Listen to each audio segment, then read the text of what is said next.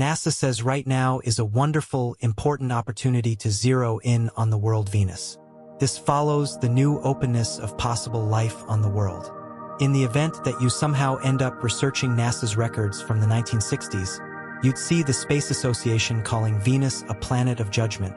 In the meantime, Mars became our primary target. Such careful naming of the most significant planets wasn't an event. During the wild space race period, the Soviet Union was focused on sending costly missions to Venus. The shocking planet showed generally no opportunities for life, yet the Soviet space program didn't decommission the Venera program until the fall of the USSR. On account of Neil deGrasse Tyson, we finally understand why. Join us as we check the declassified photos from Venus taken by the Soviet Union. The fall of the Soviet Union was dynamic in more ways than one. Not only did it change the global course of the world, but the collapse of the empire also sank many secrets with it. The fact that the Soviets had a significant bias for secrets, from running the most secretive intelligence agency in the world to being cryptic about their true abilities regarding extraterrestrial contact, suggests that the former superpower holds numerous untold secrets. Before the United States of America overtook most planetary attempts in space, the Soviet Union was leading the game. While the USSR had a long history of both successful and unsuccessful space missions, its most prominent focus was on the very opposing planet Venus. In the Russian language, you'd see Venus as Venera, and thus the name of the mission that endured from 1961 to 1983. During the same time, the US was busy sending its missions to the moon.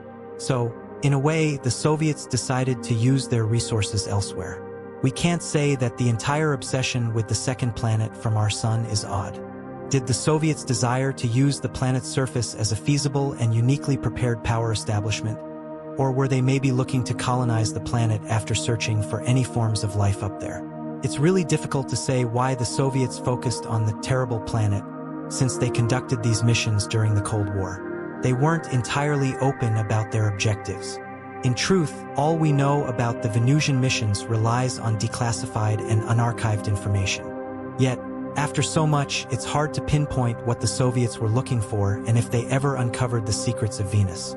The Soviets didn't land on Venus once or even twice, but multiple times. That is at least true. The Soviets launched 28 costly rockets to the stunning planet, and 13 of those entered the Venusian atmosphere, while 8 actually landed. Such complex missions put the Soviets in a leading position in space exploration. Sure, the US was a close second, but NASA was more interested in satellites and innovative technology than looking for life on planets. Its attention was on Mars, which, in turn, wasn't particularly extraordinary or especially bad. Your history textbook may not tell you this, but the Soviet space program was the first to send a probe into the atmosphere of a planet other than Earth.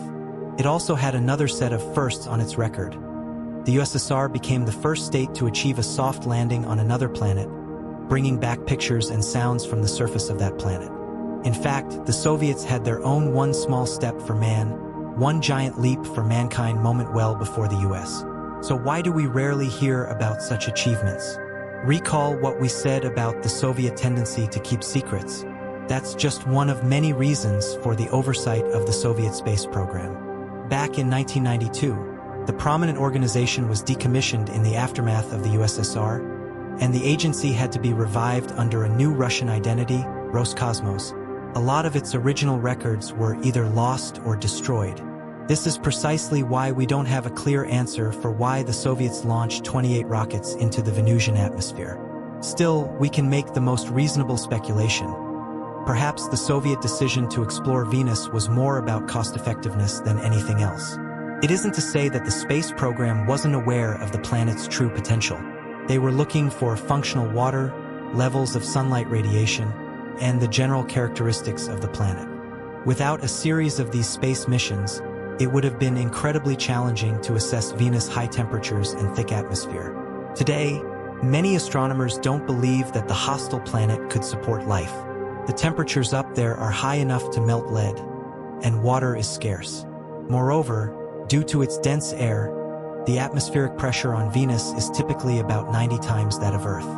At any rate, these are very recent advancements, and to ignore the USSR's contribution to the exploration of Venus is like rewriting history. As far as the Soviets were concerned, Venus was worth exploring, even if it was just to fuel the space race. You see, looking at other more hospitable planets like Mars wasn't completely off the table. However, it was more expensive than sending probes to Venus. Everything essentially comes down to the distance from Earth to another celestial body.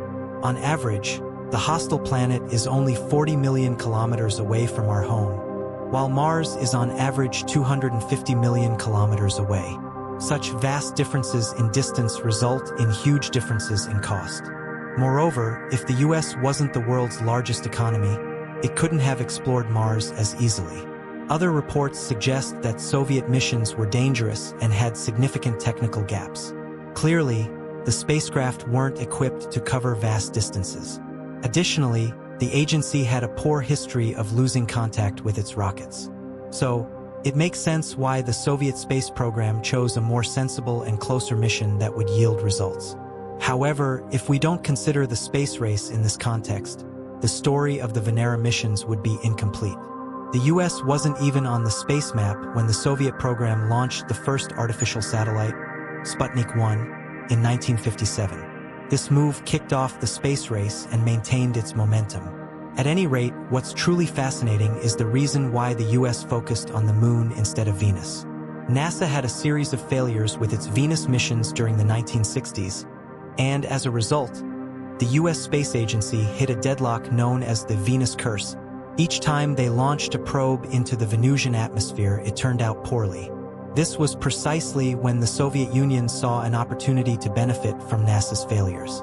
At that time, both the US and the Soviets were determined to win the space race. The best strategy was to exploit two distinct opportunities. It was a quiet yet decisive strategy.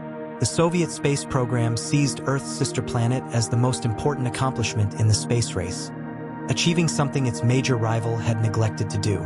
Despite the empire's limited resources and bungled government, it repeatedly sent missions to Venus to secure its victorious position against the US. Compared to NASA's focus on the Moon, this strategic division wasn't without ill will. Additionally, tricky propaganda was used to obscure their major failures with Venus. The American government was prompted to criticize the USSR's fixation on the planet in the media. Venus was labeled the evil planet, while Mars became humanity's destiny. These labels didn't matter to the Soviets. Their mission was to prove their superiority over the Americans, and they were successful in doing so.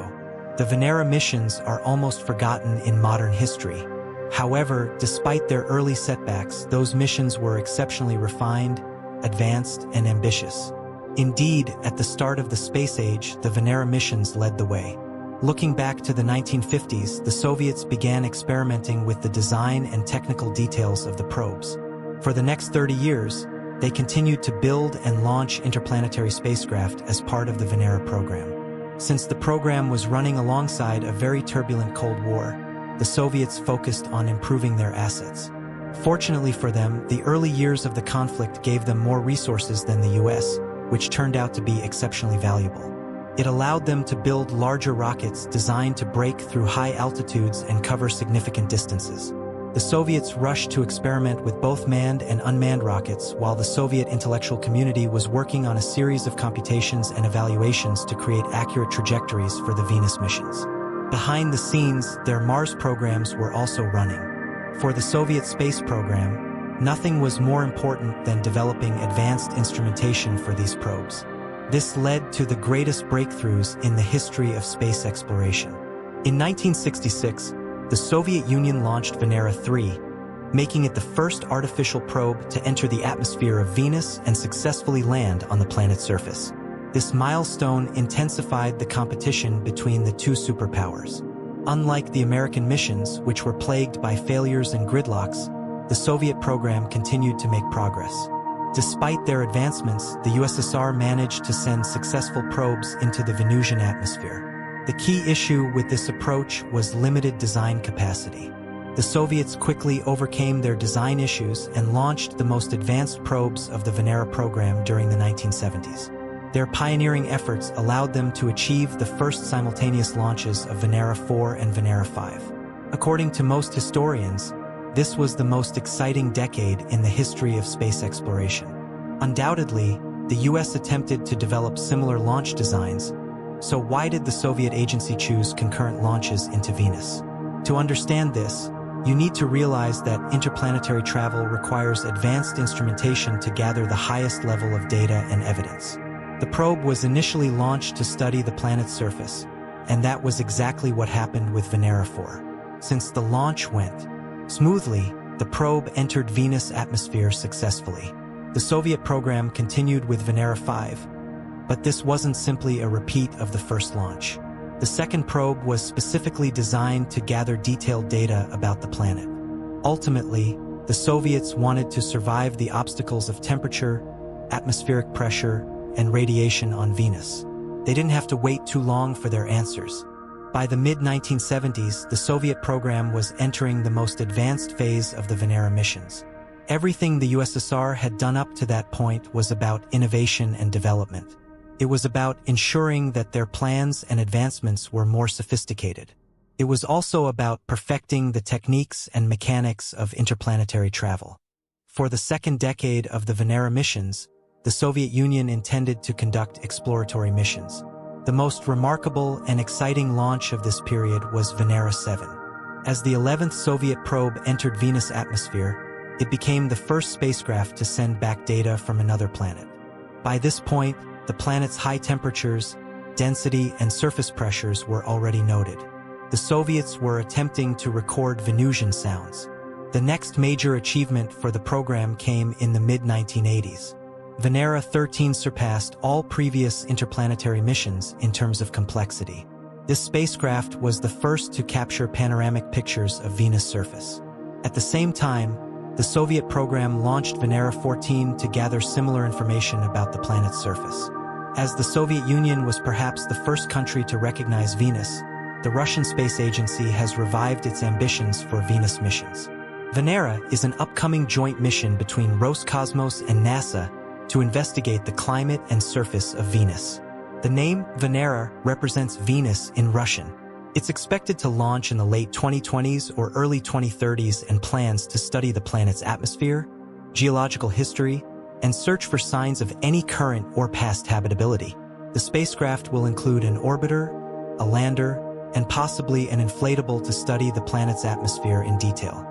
The legacy of the Venera mission stretches far beyond their technical accomplishments and global implications. These missions, started by the Soviet Union during the height of the Cold War, represented a pinnacle of human imagination and determination in exploring the universe. Despite facing numerous challenges and obstacles, the Soviets persevered in their mission to uncover the secrets of Venus, a planet long believed to be hostile and uninhabitable. One of the most pivotal aspects of the Venera missions was their pioneering use of robotic probes to study planetary conditions and surfaces.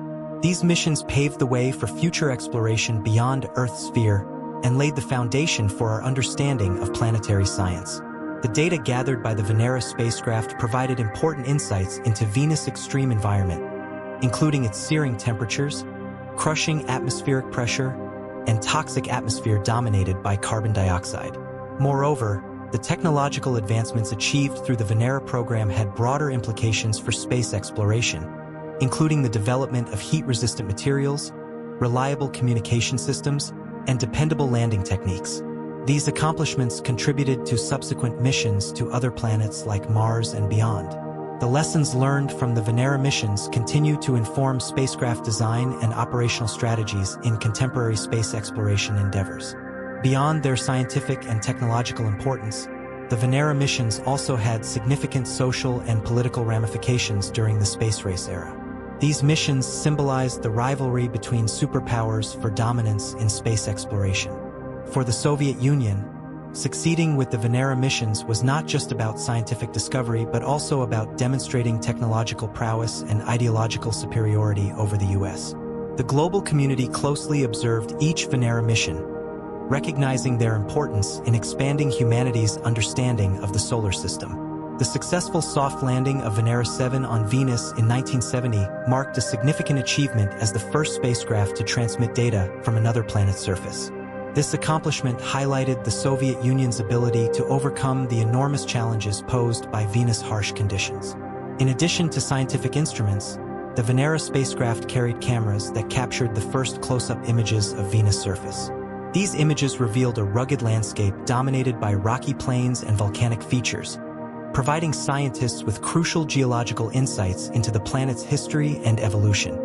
The panoramic photos taken by later missions like Venera 13 and 14 further enhanced our understanding of Venus' surface morphology and composition.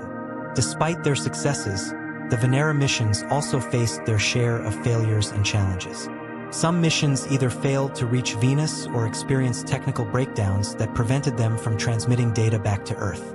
The challenges of operating in Venus' extreme environment, including temperatures exceeding 450 degrees Celsius (842 degrees Fahrenheit) and corrosive sulfuric acid clouds, pose significant engineering difficulties for spacecraft design and operation.